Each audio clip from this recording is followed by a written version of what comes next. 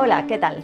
Bienvenidos y bienvenidas a un nuevo programa de La Huella, nuestro séptimo programa, el espacio de Alacantí Televisión en el que hablamos de ciencia, innovación, tecnología, sostenibilidad y medio ambiente. Traemos temas muy interesantes, novedosos, que os los presentamos en titulares.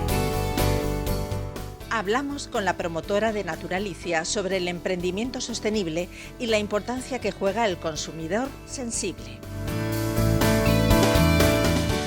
Los insectos son imprescindibles para la vida, pero su población desciende. Entrevistamos a Eduardo Patiño Galante, investigador del Instituto Universitario de Investigación de Biodiversidad de la Universidad de Alicante.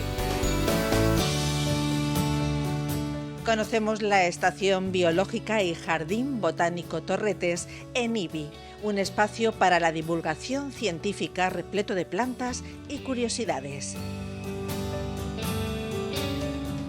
Estamos en la década del envejecimiento saludable según la Organización Mundial de la Salud. Y con esta excusa nos colamos en una clase de Zumba Gold del Centro de Mayores de San Gabriel en Alicante. Y terminamos con otras noticias breves y agenda.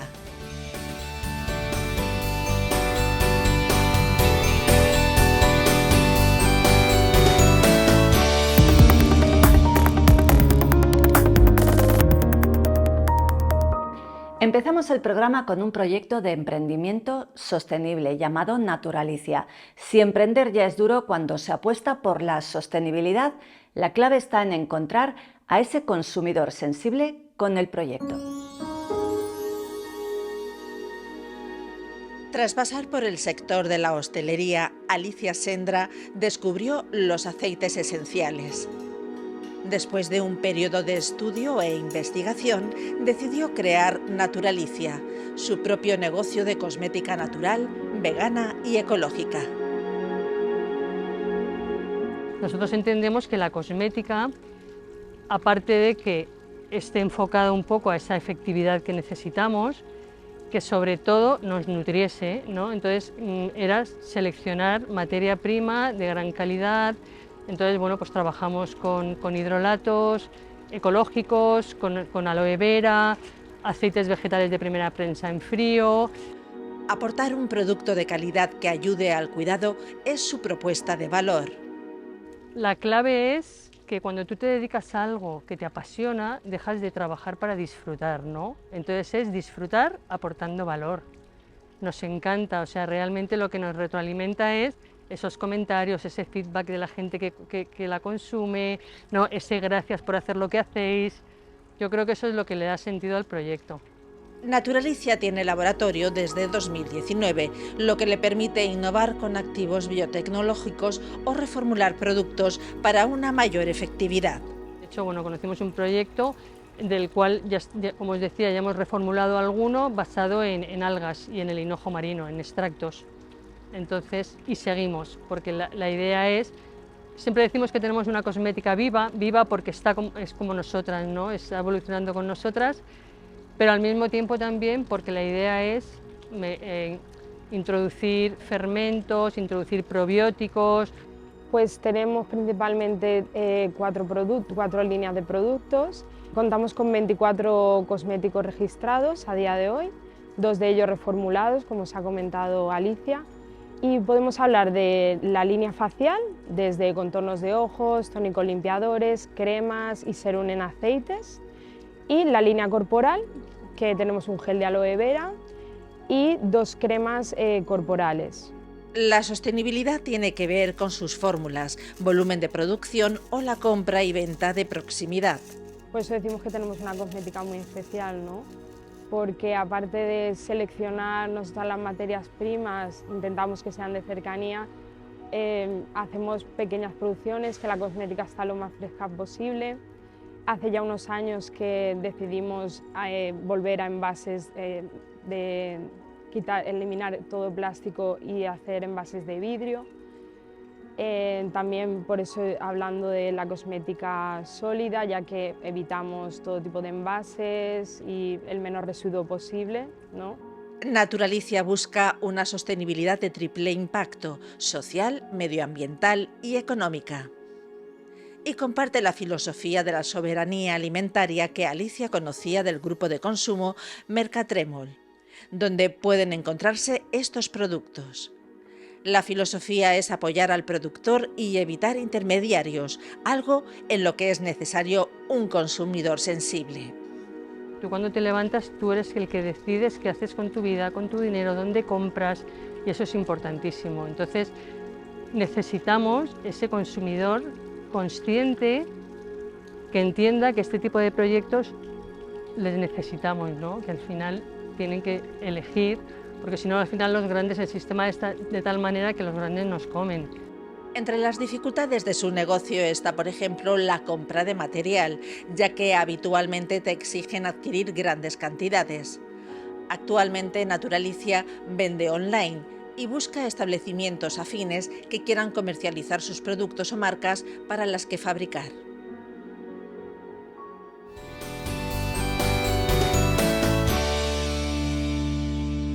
En nuestra entrevista de hoy abordamos un tema que valoramos poco: los insectos. ¿Cuántas especies hay? ¿Son vitales para nuestra supervivencia? ¿Por qué desciende su población? O incluso, ¿serán el futuro de nuestra dieta? Son muchas preguntas que nos responde Eduardo Galante Patiño, profesor emérito de la Universidad de Alicante e investigador del Centro de Investigación de la Biodiversidad, CIBIO. Nos recibe en su laboratorio.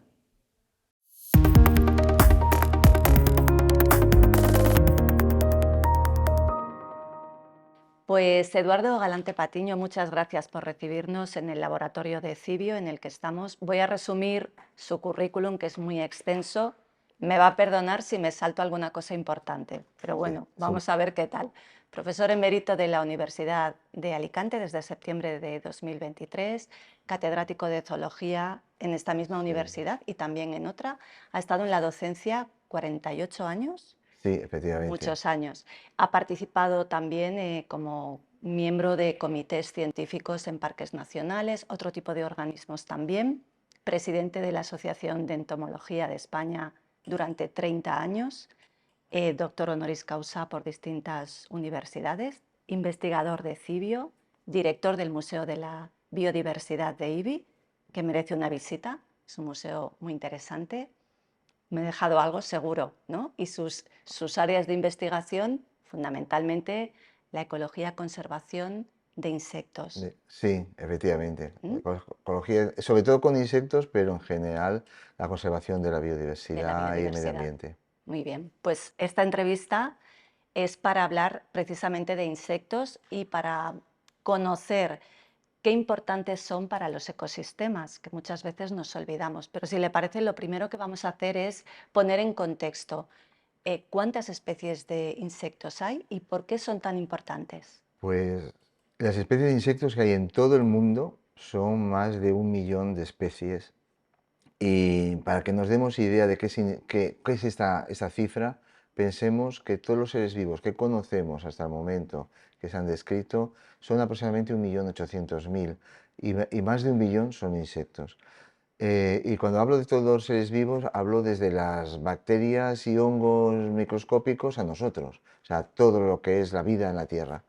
Entonces, los insectos han tenido un gran éxito evolutivo, han colonizado todos los medios y todos los lugares, desde las zonas tropicales hasta incluso el Ártico. Podemos encontrar algún insecto ahí en los límites de esas zonas extremadamente frías.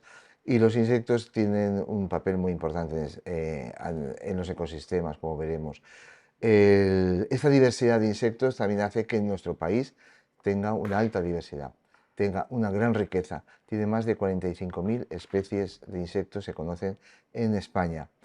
También, para que nos demos idea de qué estamos hablando, todos los vertebrados del mundo, todas las especies de vertebrados del mundo, escasamente llegan a esa cifra, a los 45.000. Es decir, en España hay más especies de insectos que vertebrados hay en todo el mundo.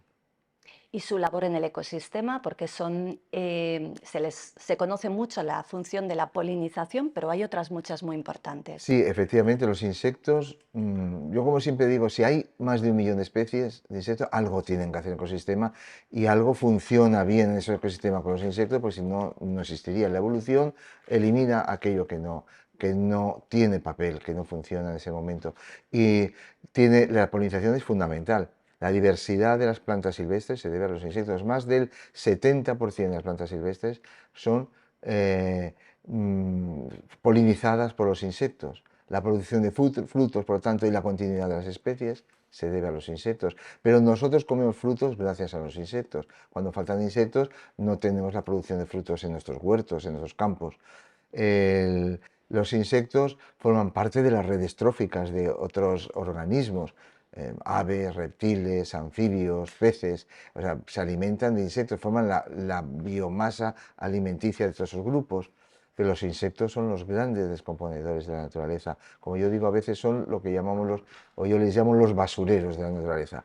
Gracias a los insectos se fragmenta, se rompe la materia orgánica de origen animal y vegetal, y esta materia orgánica se introduce en el suelo, ellos se alimentan de esa materia orgánica, la reciclan al fin y al cabo. Lo que hacen es concentrar los bioelementos como el calcio, el zinc, el fósforo, el carbono, etcétera, y esta concentración, ¿dónde vuelve al suelo? En las heces. Al fin y al cabo, no nos damos cuenta, pero los insectos están haciendo el compost de esos terrenos, de esas tierras, que hace que se fertilicen, gracias a los insectos, y tanto de origen animal como vegetal. Hablábamos de una gran cantidad de insectos, pero describía usted muy gráficamente cómo estas poblaciones están disminuyendo y ponía el ejemplo de los parabrisas de los coches cuando viajábamos. Antes acabábamos con gran cantidad de insectos, ahora mismo no. ¿Por qué se está produciendo esta disminución y qué consecuencias puede tener? Bueno, esta disminución son muchas las causas que las está produciendo y algunas estamos todavía investigándolas, no se sabe a ciencia cierta todas las causas, pero es evidente que la agresión que ha tenido el mundo natural a través de la cantidad de plaguicidas y alteración del medio que se ha producido especialmente en los últimos 100 años y las últimas décadas con más intensidad, ha tenido un gran efecto sobre las poblaciones de insectos. Los plaguicidas que hemos echado en grandes cantidades que afortunadamente se están regulando. Yo sé que a veces eso provoca incluso protestas cuando no se conoce bien el funcionamiento de la naturaleza, porque en los procesos agrícolas a veces dicen no tengo ningún producto para controlar la plaga de insectos, hay que potenciar el control biológico. Pero esos insecticidas, esos plaguicidas que hemos echado han afectado a las poblaciones. La alteración del medio, la fragmentación, la artificialización del medio, el sellado del territorio en muchos sitios, que se ha construido mucho en muchos sitios donde podían estar los insectos en pequeñas parcelas conviviendo con nosotros. Se ha plantado cemento que se ha sellado el suelo. Pero también el cambio climático es evidente. Pero el cambio climático, como yo siempre digo, no es algo que nos ha venido de fuera, es la consecuencia, es el termómetro que nos está indicando de que algo hemos hecho mal, estamos enfermos, tenemos la naturaleza enferma, y el cambio climático es la subida de temperatura que tiene un enfermo, que en este caso es la naturaleza. Y ese aumento de temperatura a los insectos les influye a muchas especies muchísimo, hasta el punto que desaparecen como mínimo localmente. Desaparecen unas y entiendo que efectivamente, facilitamos el camino a que lleguen otras especies invasoras. efectivamente, hay unas que desaparecen y entonces cuando desaparece en una comunidad ciertas especies, estamos desestructurando esa comunidad. Esa comunidad tiene millones de años de evolución y son especies que se han encajado y que conviven como las piezas de un puzzle. Hay piezas que se pierden porque no pueden convivir ahí. Un insecto, con aumentarle 1 o 2 grados de temperatura media a veces en el año, puede ser que no puedan vivir. Si tienen capacidad de desplazar, se van. Claro. Los voladores. Si no tienen capacidad de desplazar porque no tienen capacidad de vuelo, porque lo han perdido evolutivamente, etcétera, pues entonces resulta que esas especies podrán estar desabocadas a la extinción. Y máxime cuando hemos artificializado el territorio y lo hemos fragmentado y los hemos aislado las poblaciones. No hay Entonces, intercambio genético para mantener diversidad genética en las poblaciones. Y cuando eso ocurre, ese medio lo hemos empobrecido eliminando una serie de especies. Esos huecos los llenan las especies oportunistas, que son las invasoras. Una de las especies que quizá más conocemos como amenazada o en peligro son las abejas, pero entiendo que hay muchas más y que posiblemente no sean tan conocidas. Sí, efectivamente. Cuando hablamos de abejas, generalmente la imagen que tenemos es la abeja doméstica. La abeja doméstica tiene su papel y el papel fundamental es producir miel, contribuir a la economía de nuestra sociedad, una parte de nuestra sociedad, y alimento para nosotros. Pero eso es un animal doméstico, como son las ovejas o como son las vacas. La polinización la llevan a cabo esas abejas domésticas, pero es una polinización muy parcial. Las abejas visitan las flores más abundantes y, sin embargo, pues, si tenemos una sobrepastoreo, porque sería casi un pastoreo, una sobrepecoración de las abejas en determinados sitios porque se aumentan las colmenas, podemos estar compitiendo con las abejas silvestres. En España hay más de 1.100 especies de abejas silvestres y en todo el mundo probablemente hay unas 20.000 o más de 20.000 especies de abejas silvestres. Todas esas abejas silvestres están contribuyendo a la polinización, no solo las abejas domésticas. Cuando hablamos de abejas debemos de pensar en el conjunto, en todas las abejas. Y para mantener esas abejas silvestres necesitamos mantener los ecosistemas sanos, los ecosistemas que funcionen, con las funciones que los procesos ecológicos se estén produciendo día a día de una forma natural. Menciona también un concepto que es el de la reserva entomológica. Desde la asociación que usted ha presidido durante 3 décadas, de hecho, han promovido esto. Coméntenos un poco en qué consiste. Pues la idea surgió como una colaboración con distintos grupos sociales, ONGs particulares, administraciones locales, provinciales, donde incentivar la conservación de la naturaleza.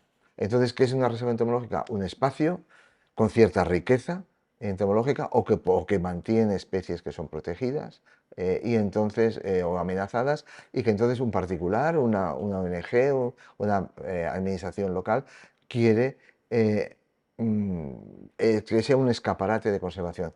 Y entonces propone la reserva entomológica a la Asociación Española de Entomología con una pequeña memoria, se examina a la Asociación Española de Entomología y la Asociación Española de Entomología le da entonces el diploma y la categoría de reserva entomológica. No tiene una categoría administrativa, digamos, es un sello de calidad de la Asociación Española de Entomología donde el declarante de esa zona y que va a gestionarlo se compromete a seguir manteniendo esa zona ya conservada, a contribuir a la regeneración de hábitats y sobre todo a una cosa muy importante, a hacer educación ambiental, a difundir en la sociedad la importancia de los insectos, tanto en grupos sociales como sobre todo en los grupos escolares. Eso le iba a preguntar, que quizá los insectos no gozan de muy buena prensa, por decirlo de alguna manera, porque son unos grandes desconocidos, ¿no? Claro. De hecho, hemos visitado varias veces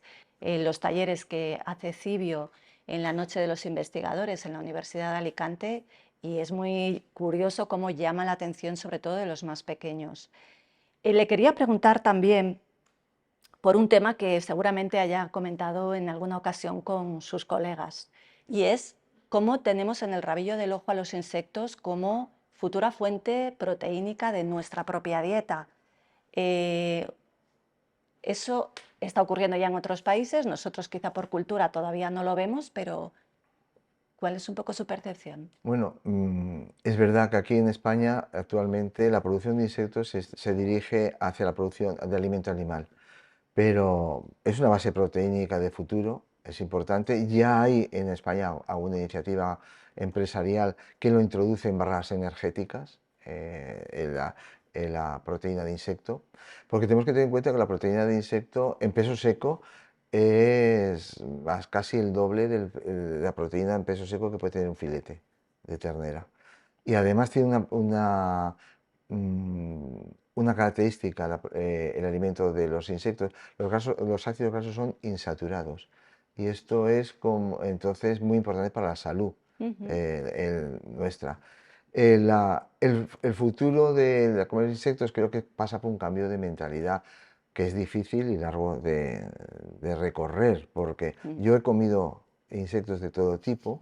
Y aquí está. Entonces, sí, no, yo he comido insectos en África, en América, incluso he comprado los insectos y he preparado comidas aquí. Yo he hecho en la universidad, incluso hicimos hace unos años, hacíamos jornadas alimentando de insectos, la gente rechazaba al principio y al final acababa todo el mundo comiendo insectos, porque un insecto que nos rechaza es porque siempre pensamos en los mismos, en la cucaracha, en el mosquito y en la mosca, pero los insectos, pero un saltamontes, que mucha gente cuando digo esto le rechaza de entrada, digo un saltamontes se dice poco de una gamba. La única diferencia es que uno está en el mar y el otro está saltando por el prado. Pero tiene a veces una textura un poco diferente, pero se preparan y eso, entonces se pueden alimentar. Hay muchos países que se alimentan de insectos, que en su tradición. En su tradición claro, sobre todo América, en partes de África y en Asia. Entonces, para ellos es normal alimentarse de insectos. Lo que pasa es que en nuestra cultura occidental esto hemos tenido siempre la prevención. No sé si algún día llegará a tomarse Yo creo que un sí, va todo plato, tan rápido que seguramente... Pero yo he tomado un arroz en vez de con gambas, con saltamontes y hormigas. Y estaba bien. Estaba rico. Quiero acabar la entrevista con una pregunta. Ayer le comentaba a mi hijo, que tiene 13 años, que iba a entrevistar a un experto investigador en insectos, y entonces le digo, ¿y tú qué pregunta le harías? Y se la voy a leer casi.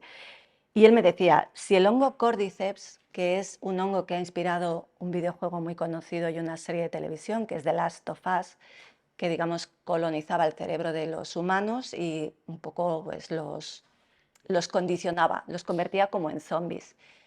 Este hongo utiliza a las hormigas para propagarse, ¿no? Las coloniza, controla su musculatura y se propaga con eso. Y él me decía si por evolución es posible que acabe en otro tipo de insectos.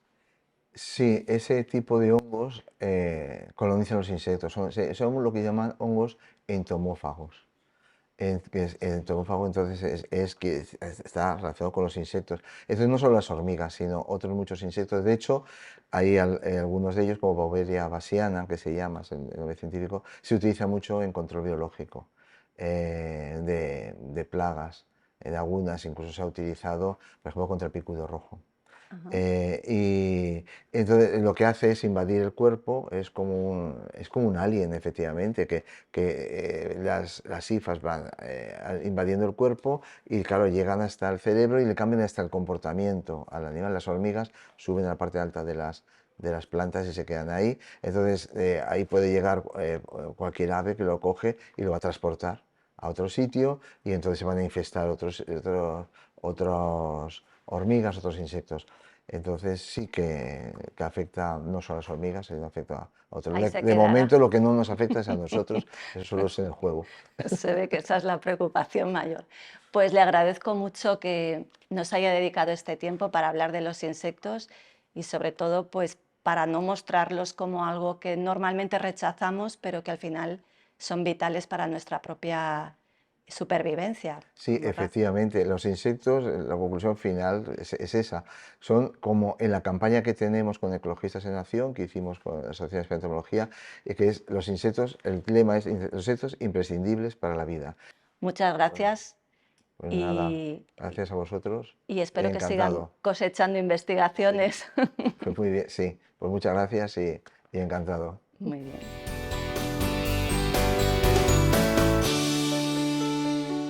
En la escuela seguimos hablando de ciencia y de medio ambiente. Visitamos la Estación Biológica y el Jardín Botánico Torretes en Ibi, dependiente de la Universidad de Alicante, para conocer un poco más qué se hace ahí. Además, os recomendamos una visita, al igual que al Museo de la Biodiversidad, del que hemos hablado en la entrevista anterior.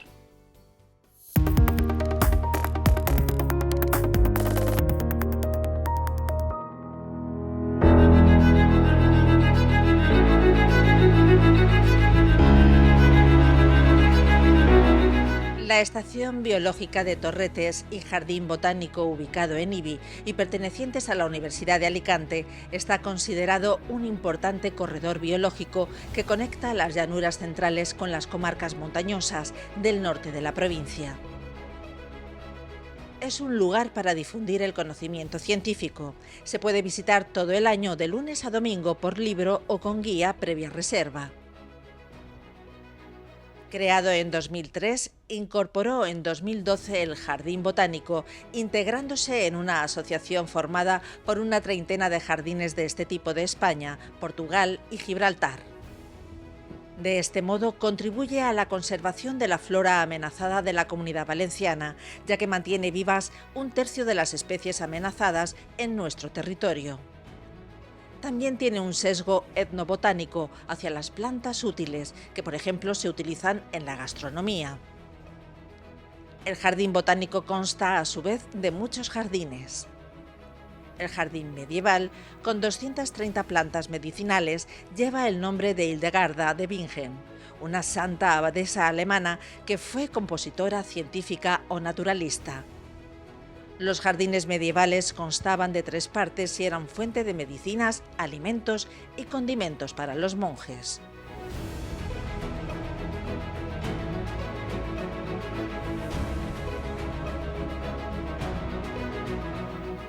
Otra parte rinde homenaje a la considerada primera ginecóloga de la historia, Trótula de Salerno, que se formó en el siglo XI en la Universidad de Salerno en Italia, una de las pocas que permitía a las mujeres estudiar medicina. Escribió un tratado en el que aborda de forma científica la menstruación, embarazo, parto, control natal o enfermedades de la mujer y las plantas necesarias para su tratamiento. Otros espacios de la Estación Biológica y Jardín Botánico de Torretes incluyen plantas vinculadas a las religiones o culturas, hierbas para fabricar licores, plantas culinarias o ligadas a la antigua alquimia. Además de los jardines, hay árboles singulares y colecciones vivas de narcisos o de biofritos.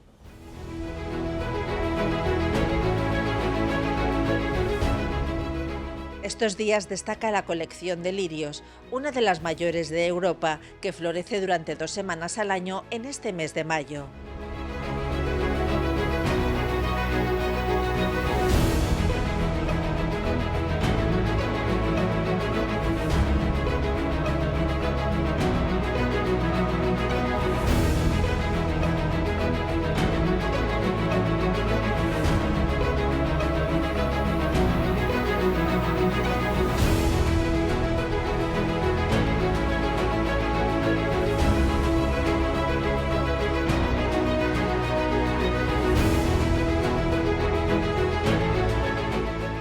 Para que perduren en la memoria, algunos artistas aprovechan para inmortalizarlas.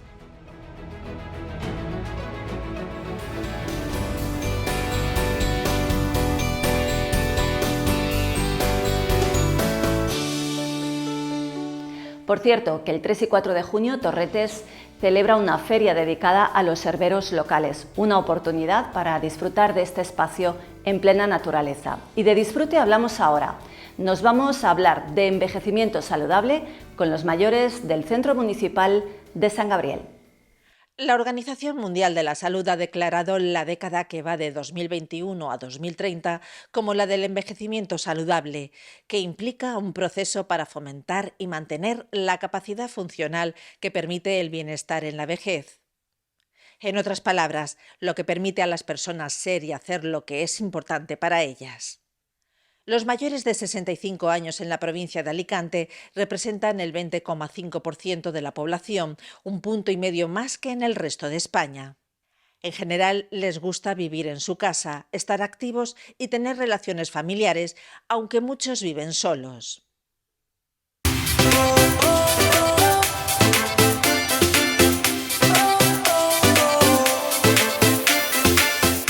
Karina Ramos da clases de Zumba Gold a este colectivo en el barrio San Gabriel de Alicante. Empezó con un grupo particular y ahora también las imparte en el programa Aula Abierta del Ayuntamiento de Alicante en el Centro de Mayores del barrio. Pues desde mi punto de vista, por la experiencia que yo tengo trabajando con gente de esta edad, es que les aporta muchísimas cosas positivas.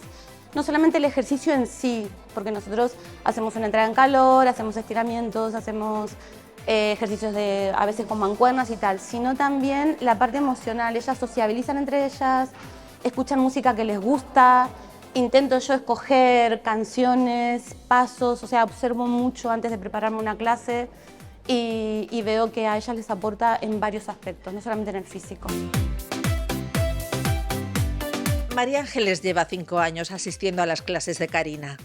Forma parte de ese 53% de personas con más de 65 años que inician nuevas actividades después de la jubilación. Y yo no quería quedarme en casa ahí, en el sofá y haciendo mis tareas, quería moverme y la música es mi vida. Me encanta la música, me encanta el baile. Y es una manera yo misma, sin contar con nadie, que a los maridos a veces no les gustan mucho los bailes. Pues aquí me entretengo y me divierto mucho con las clases. Es lo que más me gusta. También hago flamenco y baile musical, pero la zumba es lo más para mí. Me siento fenomenal, me viene muy bien, es muy divertida, la profesora es extraordinaria y la verdad es que se pasa muy bien.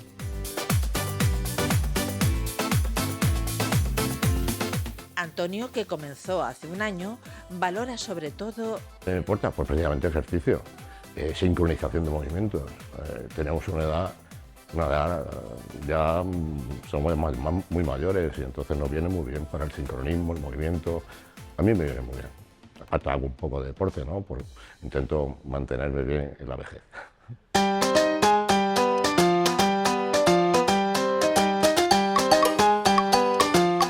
Lo que está claro es que les sienta bien.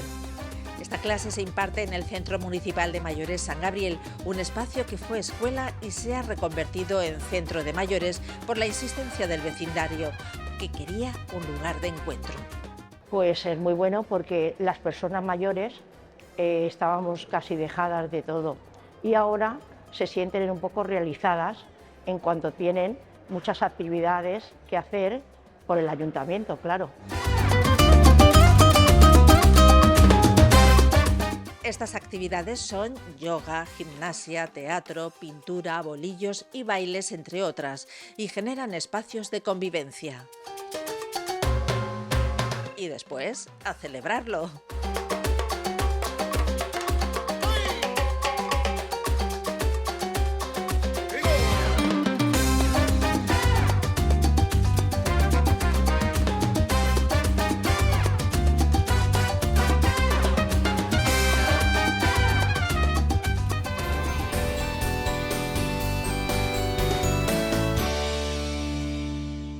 Nos vamos ahora con otras noticias y nuestras propuestas de agenda. Hasta el 31 de mayo está abierto el plazo para concursar en el tercer certamen de cortos Elena Cortesina, que organiza la Asociación de Mujeres por la Igualdad y AEPA, para reivindicar el papel de la mujer en el cine. El festival se celebrará del 4 al 6 de julio y contará con la proyección de una veintena de cortometrajes, coloquios y una masterclass de Carlota Pereda. Entre las novedades cuenta con un jurado joven que seleccionará el premio Mirada Joven para promocionar a creadores locales. Las proyecciones abiertas al público de los cortos tendrán lugar del 4 al 6 de julio y la gala de clausura se celebrará el 5 de julio en el Teatro Arniches. El jueves 16 de mayo, Ayuda en Acción y la Universidad de Alicante presentan el estudio La preocupación medioambiental en la juventud valenciana, inhibidor o motivador del comportamiento proambiental. La cita es a las 5:30 en la Universidad de Alicante y cuenta con la participación de Carla Rodríguez, coautora y docente de la UA, Irene Baños, periodista especializada en cambio climático, Elena Oliveros, coordinadora de Advocacy de Ayuda en Acción, e Inés Luján, periodista especializada en derechos humanos. Modera Caterina Ferrero, directora de La Huella y socia de la agencia de comunicación Grupo Communicating. Aguas de Alicante ha presentado la campaña de concienciación medioambiental Haz que las toallitas dejen de ser noticia. El objetivo es concienciar para que no se tiren las toallitas al inodoro, ya que generan atascos en el saneamiento. En 2023, en la ciudad de Alicante, se extrajeron 1.250 toneladas de toallitas en los bombeos y depuradoras de la ciudad. Proyecto Lázaro lanza la campaña Cambio de Armario para promover la sostenibilidad en Alicante. Esta campaña tiene como objetivo fomentar la utilización del contenedor textil entre los ciudadanos de Alicante con el cambio de temporada.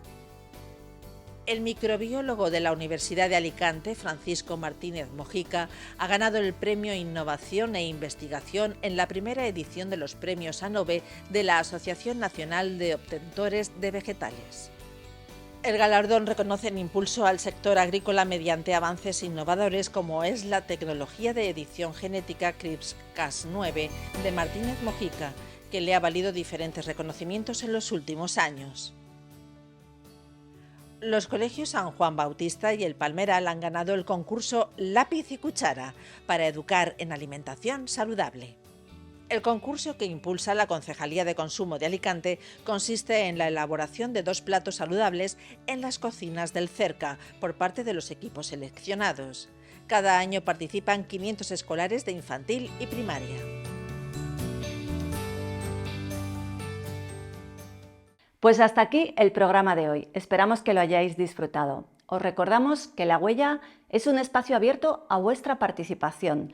Nos podéis enviar fotografías, vídeos o propuestas de temas al correo electrónico que aparece en pantalla info@huella-medioecológica.es y al número de WhatsApp. Y si queréis volver a ver alguno de estos espacios, podéis hacerlo visitando el canal de YouTube de Alacantí Televisión y también el canal de YouTube de La Huella. Gracias por la atención y hasta un próximo programa.